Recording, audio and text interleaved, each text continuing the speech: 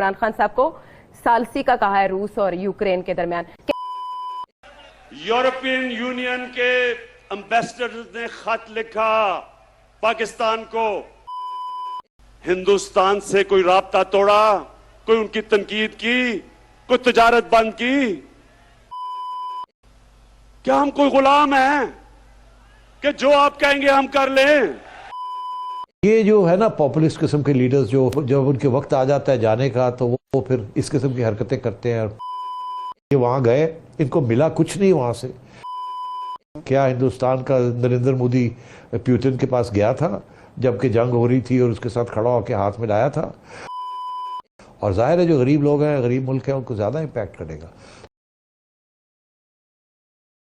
وہ پھر اس قسم کی حرکتیں کرتے ہیں. کنسپیریسی خان صاحب نے کل کے جلسے میں یورپی یونین کے حوالے سے جن خیالات کا اظہار کیا اور اس کے بعد آج ان کو فون بھی آ گیا یورپی یونین کے صدر کا، جس کے بارے میں فواد چودھری کا یہ بتانا ہے کہ انہوں نے عمران خان صاحب کو ثالثی کا کہا ہے روس اور یوکرین کے درمیان. کیا کہا انہوں نے، پہلے وہ سنوائیں. یورپین یونین کے امبیسڈر نے خط لکھا پاکستان کو کہ آپ روس کے خلاف اس کے مخالف سٹیٹمنٹ دیں، اس کے خلاف ووٹ دیں. میں یہ یورپین یونین کے امبیسڈر سے پوچھتا ہوں کہ کیا آپ نے ہندوستان کو بھی یہ خط لکھا تھا؟ کیا آپ میں سے کسی نے ہندوستان سے کوئی رابطہ توڑا، کوئی ان کی تنقید کی، کوئی تجارت بند کی؟ تو ہم آپ کے سامنے کیا ہیں؟ کیا ہم کوئی غلام ہیں کہ جو آپ کہیں گے ہم کر لیں؟ سیٹھی صاحب، یہ باتیں شاید زیادہ بہتر ہوتا ہے جب آپ حکومت بیٹھی ہوتی ہے، اپنے اجلاس یا خارجہ پالیسی طے کری ہوتی ہے، سیکیورٹی پالیسی طے کری ہوتی ہے، تو وہاں کی جائیں. اس کے نتائج کیا ہو سکتے ہیں پاکستان کے لیے، عمران خان صاحب نے جو کہا؟ تو یہ جو ہے نا پاپولسٹ قسم کے لیڈرز جو جب ان کے وقت آ جاتا ہے جانے کا تو وہ پھر اس قسم کی حرکتیں کرتے ہیں، کنسپیریسی تھیریز بناتے ہیں. اور ہماری جو عوام ہے ان میں ینگ لوگ بہت ہیں جنہیں تاریخ کا پتہ نہیں ہے، اور وہ یہی سمجھتے ہیں کہ امریکہ ایک سامراج ہے اور امریکہ بڑا یہ ہے اور امریکہ بڑا وہ ہے، اور ہر بات جو ہے وہ پتہ نہیں ہلتا پاکستان میں امریکہ کے بغیر، اور امریکہ سازش کر رہا ہے، پہلے بھی کی تھی اب پھر سازش کر رہا ہے.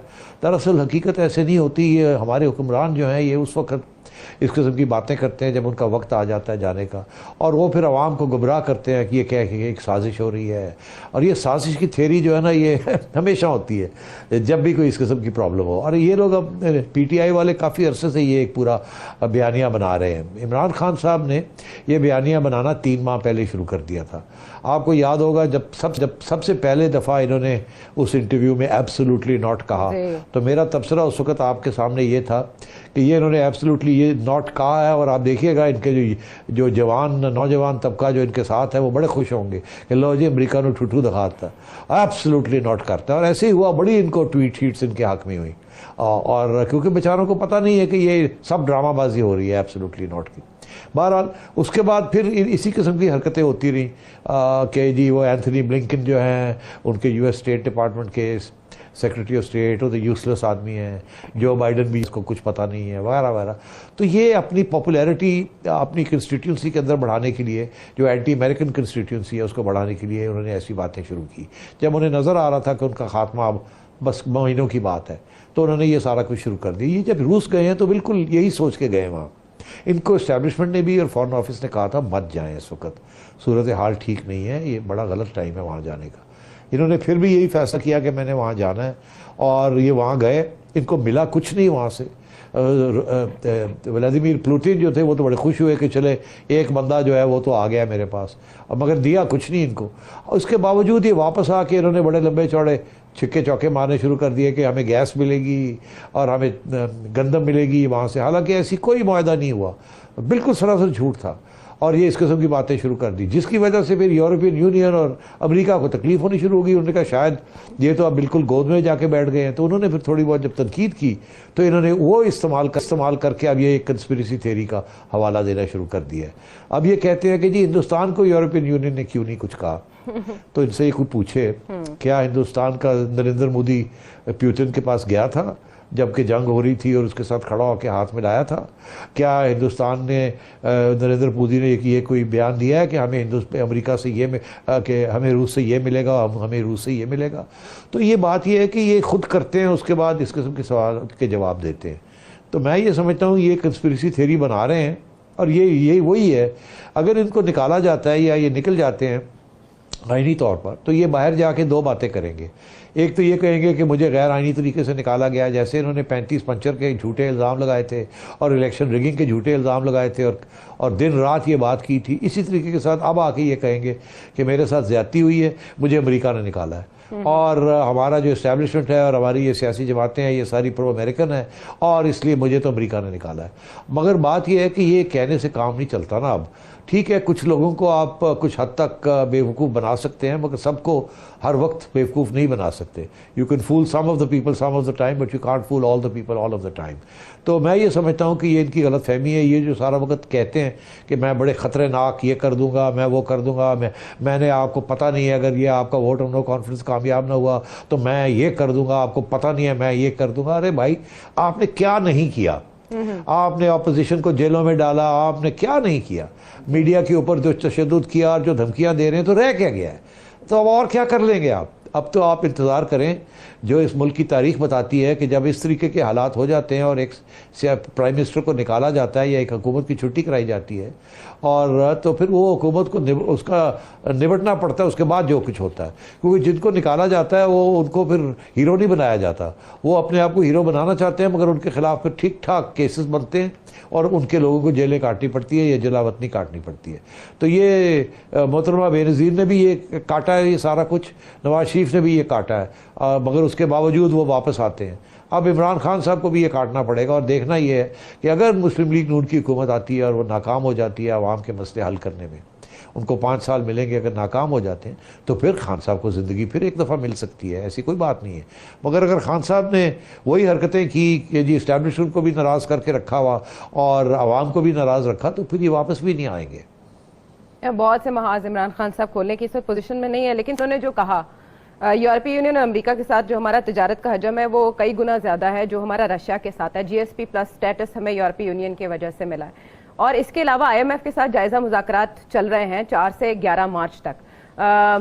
ہماری ڈومیسٹک سچویشن کو آبویسلی آبزرو کیا جا رہا ہوگا، لیکن کیا اس بیان کے نتیجے میں پاکستان کو کچھ نتائج کا بھی سامنا کرنا پڑ سکتا ہے آنے والے دنوں میں؟ دیکھیے، آپ نے دیکھ ہی لیا FATF میں کیا ہوا. انہوں نے آپ کو گرے لسٹ میں ہی رکھا ہے، اور اس کی وجہ یہی ہے کہ اس قسم کی جو خان صاحب نے جو باتیں کہی ہیں اور کیا ہے، جو حرکتیں کر رہے ہیں. دوسری بات یہ ہے کہ IMF اب آئی ہوئی ہے پاکستان اور ان کے مذاکرات ہو رہے ہیں، اور میری اطلاع کے مطابق یہ 11 تاریخ کو یا 12 تاریخ کو یہ ختم ہوگا، پھر ایک بیان آئے گا. کہنا یہ ہے کہ IMF اس وقت تھوڑا لڑ بھی سکتی ہے پاکستان کے ساتھ کہ آپ نے یہ کیا کیا، وہ کیا کیا، وغیرہ وغیرہ، یہ پورا نہیں کیا. یہ ابھی جو شوکت طرین صاحب نے جو اقدامات کیے ہیں منی بجٹ میں، یہ جو آخری وقت یہ ابھی جو کیا ہے، یہ آپ نے کیسے کر دیا، یہ ہو گیا، وہ ہو گیا. تو یہ مشکلات تو آئیں گی، مگر کیا اس وقت IMF جو ہے وہ کٹ کر دے گا؟ میرا خیال ہے ڈیلے ہو سکتی ہے کہ دیکھیں پھر اگر حکومت بدل نہیں جا رہی ہے اور آگے بجٹ آ رہا ہے تو پھر اس کو ملتوی کر دیتے ہیں. ڈسبرسمنٹ جو ہے یہ ہو سکتا ہے کہ ڈسبرسمنٹ ملتوی ہو جائے. یہ بھی ہو سکتا ہے کہ وہ ابھی دے دیں، پورے پیسے نہ دیں، تھوڑے سے دے دیں تاکہ معاملہ چلتا رہے، آگے دیکھیں کیا ہوتا ہے. اور یہ بھی ہو سکتا ہے کہ وہ پھر سپٹمبر میں اگر یہ حالات ایسی رہے تو وہ سارے کا سارا پروگرام بھی ختم کر سکتے ہیں. تو اس لیے یہ جو IMF واپس آ رہی ہے اور یہ جو اب مذاکرات پھر ہونے لگے ہیں، یہ کوئی اچھی بات نہیں ہے کہ ہر مہینے کے بعد پھر لڑائی جھگڑے اور پھر مذاکرات ہوتے ہیں، کیونکہ پاکستان کی طرف سے جو کنڈیشنز لگائی بھی ہوتی ہیں وہ فلفل نہیں ہوتی، اور پھر سے ایک دفعہ بات چیت شروع ہو جاتی ہے اور پھر تکلیف ہوتی ہے. اور سیٹھی صاحب، انٹرنیشنلی تیل کی قیمتوں میں بھی اضافہ ہو چلا ہے، گندم کی قیمتیں بھی بڑھ چکی ہیں. ایسے میں پاکستانی گورنمنٹ نے جو ریلیف پیکج دیا ہے وہ تو ہم دیکھیں کہ مزید اکنامک پریشر پاکستان کے لیے بن رہا ہے. آپ صحیح کہہ رہی ہیں عائشہ، اس وقت تیل $140 پہ چلا گیا پر بیرل. جب یہ ساری باتیں ہو رہی تھی اور بجٹس بن رہے تھے، منی بجٹس بھی بن رہے تھے، تو اس وقت $90 تھا. تو اور گیس بھی مہنگی ہو رہی ہے، اب باقی چیزیں کموڈیٹیز بھی مہنگی ہو رہی ہیں بیکاز شارٹیجز شروع ہو گئے. یہ جو سینکشنز لگنے شروع ہو گئے ہیں روس کے اوپر، اور روس نے پھر واپس سینکشنز لگانے شروع کر دیے یورپ کے اوپر. تو یہ تو اب ساری گلوبل اکانومی کو اس کا امپیکٹ پڑے گا، اور ظاہر ہے جو غریب لوگ ہیں، غریب ملک ہیں، ان کو زیادہ امپیکٹ کرے گا. تو یہاں تو حالات اور بگڑنے جا رہے ہیں. تو خان صاحب بہتر یہی ہے کہ اس وقت گھر چلے جائیں اور لیٹ دی اپوزیشن کو کہیں آ جائے آپ ڈیل کر لیں، سنبھال سکتے ہیں تو سنبھال لیں. یہ میری ایڈوائس تو یہی ہوگی کہ اس وقت لڑائی جھگڑے نہ کریں. لڑائی جھگڑے کر کے جیت بھی جاتے ہیں تو عوام ان کو نہیں چھوڑے گی. عوام بڑی تنگ ہے اور آگے اور تنگیاں آ رہی ہیں.